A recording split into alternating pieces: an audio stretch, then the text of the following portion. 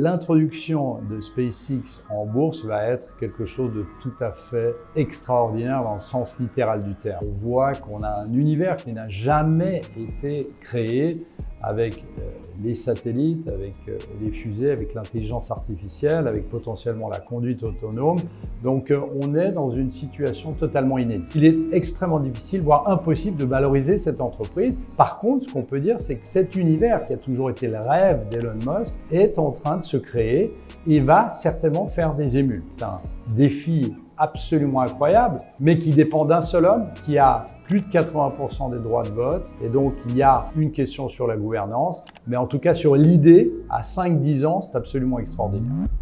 Alors, elle va très certainement se poursuivre. L'ampleur de la hausse sera à mettre en compte sur la durée de la crise au Moyen-Orient, mais on voit qu'il y a d'autres choses aussi assez structurelles qui se mettent en place. La baisse du dollar qu'on a connue l'année passée, les investissements qui sont aussi inflationnistes, et on voit aussi qu'il y a une certaine pression sur les salaires.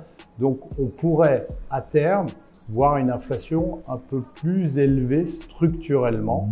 Alors c'est une question très compliquée. Alors déjà, ce qu'on peut dire, c'est qu'on est dans une situation totalement différente de 2022.